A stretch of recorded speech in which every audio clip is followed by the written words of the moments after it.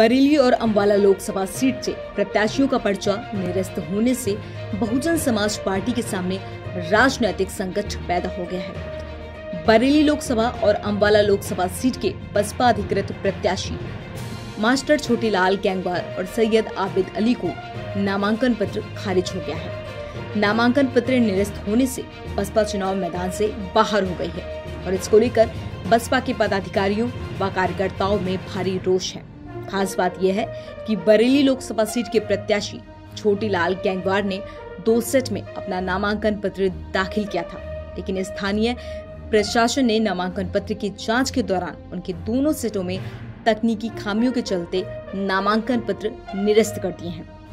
वहीं अम्बाला लोकसभा सीट पर पार्टी ने सैयद आबिद अली को अपना अधिकृत प्रत्याशी घोषित किया था और आबिद अली को पार्टी का सिंबल लेटर भी जारी किया है, लेकिन नामांकन के अंतिम दिन कूट रचित दस्तावेज के आधार पर सतवीर सिंह ने अपना बसपा प्रत्याशी के रूप में अपना नामांकन पत्र दाखिल कर दिया है। इस मामले को लेकर पार्टी मंडल ऑर्डिनेटर ब्रह्मा स्वरूप सागर ने पुलिस को लिखित शिकायत की है। दोनों प्रत्याशियों के नामांकन खारिज होने पर पार्टी के मंडल कोऑर्डिनेटर ब्रह्मा स्वरूप सागर और पार्टी के जिला अध्यक्ष राजीव सिंह का आरोप है कि भाजपा सरकार के दबाव के चलते बरेली लोकसभा सीट के प्रत्याशी छोटीलाल गैंगवार और अम्बाला सीट के प्रत्याशी सैयद आबिद अली का तकनीक आधार को लेकर नामांकन पत्र खारिज कर दिए गए हैं। पर्चा निरस्त होने के बाद बीएसपी ने भाजपा और सपा पर गंभीर आरोपों की झड़ी लगा दी है। बरेली से बीएसपी प्रत्याशी ने कहा कि सरकारी मशीनरी सत्ता के दबाव में काम कर रही है, कागजातों को बदलने का आरोप भी लगा है। वहीं अम्बाला से बसपा के अधिकृत प्रत्याशी सैयद आबिद अली ने सपा प्रत्याशी नीरज मौर्य पर गंभीर आरोप लगा है। सतवीर और का बीएसपी से पर्चा भरना उनको चुनावी रण से बाहर करने की सोची समझी साजिश और षड्यंत्र है। पार्टी हाईकमान के निर्देश के बाद मामले को हाईकोर्ट और सुप्रीम कोर्ट तक लेकर जाएंगे। जो शहर से आपके बरेली लोकसभा से प्रत्याशी हैं छोटीलाल गंगवार, उनके बारे में बताइए। हमारे छोटीलाल गंगवार जी शहर से लोकसभा प्रत्याशी हैं। पर्चा सब कुछ ठीक है, हम अंदर देख लें धांधलेबाजी चली आ रही है। अन्य प्रत्याशियों की जो भी कमियां हैं वो पूरी करी जा रही हैं। बहुजन समाज पार्टी के जितने भी प्रत्याशी हैं उनकी ही कमियों पे खामियां करके पर्चा निरस्त किया जा रहा है। ये सत्ता का दबाव हमको अधिकारियों पर दिख रहा है। यदि कोई कॉलम कमी थी, हमारा सेकंड सेट जमा हुआ है, हमने उसमें पूरी करी है। तो आपका बरेली और आंवला दोनों जगह का निरस्त कर दिया गया था। आंवला का भी विचाराधीन है, उसमें चर्चा चल रही है। लखनऊ से आयोग से तो क्या बरेली का निरस्त कर दिया गया है? हाँ, बरेली का निरस्त कर दिया गया है सरकार के दबाव में। आप लोग अब क्या करेंगे, अगला स्टेप क्या होगा?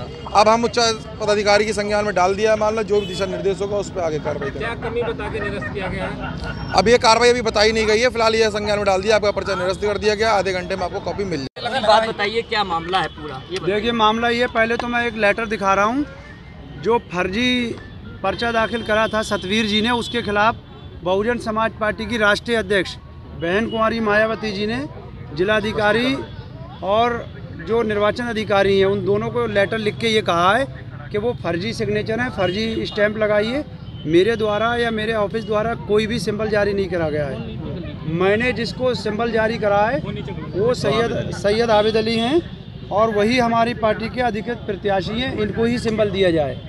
लेकिन निर्वाचन अधिकारी ने हमारी बिल्कुल बात नहीं सुनी। राष्ट्रीय अध्यक्ष के साइन लेटर पढ़ने को ही तैयार नहीं हुए।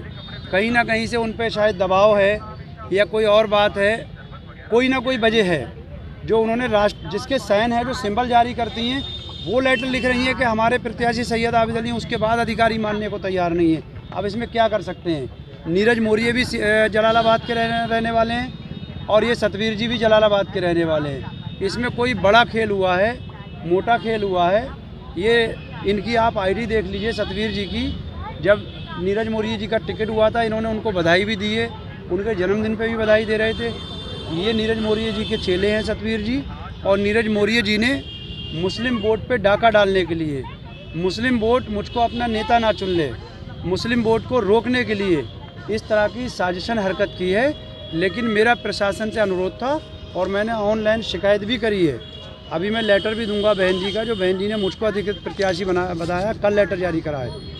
लेकिन निर्वाचन आयोग के जो जिले के अधिकारी हैं वो राष्ट्रीय अध्यक्ष जी का लेटर सुनने को, मानने को तैयार नहीं हैं। ये मुझे शिकायत है। आपका पर्चा कैंसिल कर दिया क्या उन्होंने? मेरा पर्चा कहा कि हम आपका पर्चा कैंसिल करने की बात कही है, लेकिन 3 बजे तक अभी हम लोग देख रहे हैं। 3 बजे से बारे में क्या कहा? उनको सही माना है? उनको सही माना है। अब उनको कैसे, जब स्पष्टीकरण हमारी राष्ट्रीय अध्यक्ष लिख रही हैं कि मैं सही हूँ, तो समझो निर्वाचन अधिकारी उनको सही कैसे मान सकता है। क्या करेंगे अब आप? कहाँ जाएंगे? हम इसके खिलाफ जाएंगे? नहीं, हाई कोर्ट भी जाएंगे, सुप्रीम कोर्ट भी जाएंगे। क्या पार्टी को संज्ञान में दिया इस चीज़ के लिए? पार्टी के संज्ञान में दिया, ये राष्ट्रीय अध्यक्ष ने तभी तो लेटर लिखा है। भाई हमारी राष्ट्रीय अध्यक्षा ने ये लेटर लिखा है मुझको, पर निर्वाचन अधिकारी मुझको नहीं मान रहा है। जब वो राष्ट्रीय अध्यक्ष जी के लेटर को नहीं मान रहा है तो उसके सतवीर के सिंबल को क्यों मान रहा है? भाई ये वही राष्ट्रीय अध्यक्ष हैं जिनका वो सिंबल हमें दिखा रहे हैं सतवीर जी का। सतवीर चोर है, नीरज मौर्य चोर हैं। इन्होंने मिल के कहीं ना कहीं मिली भगत से ये सब खेल खेला है, क्योंकि जिला के अधिकारी हमारा ये राष्ट्रीय अध्यक्ष जी का लेटर मानने को तैयार नहीं है। जबकि हमने उनको बार बार कहा कि राष्ट्रीय अध्यक्ष जब लिख रही हैं प्रत्याशी मैं हूँ, तो आपको क्या एतराज़ है? बरेली में भी हमारा प्रत्याशी हमारे छोटेलाल गंगवार जी, आप सब लोग जानते हैं, पूरा बरेली जानता है कि किस तरह से गंगवार वोटों का बंटवारा हो रहा था और किस तरह से भारतीय जनता पार्टी के प्रत्याशी का विरोध हो रहा था। पूरी खींचतान मची हुई थी। इस बीच बहुजन समाज पार्टी ने जो प्रत्याशी छोटेलाल गंगवार जी को दिया, वो पूरी तरह से उस वोटों को लेने का काम भी कर रहे थे, लोग उन्हें लड़ाने का काम भी कर रहे थे। आज उनका भी पर्चा निरस्त किया गया, जबकि कोई उसमें ऐसी कमी नहीं थी। कहीं ना कहीं कागजों को बदल करके, कोई और काम करके उनका पर्चा भी निरस्त किया गया। भारतीय जनता पार्टी ने अपनी हार मानते हुए वो पर्चा निरस्त किया। आगे की क्या रणनीति है? अब उस पर हम कानूनी लड़ाई लड़ रहे हैं। आज हमने FIR के लिए तहरीर दी है और इस पर हम अभी पार्टी हाईकमान को सारी बातें बता चुके हैं। जैसा निर्देश पार्टी हुआ उस तरह से कदम उठाएं।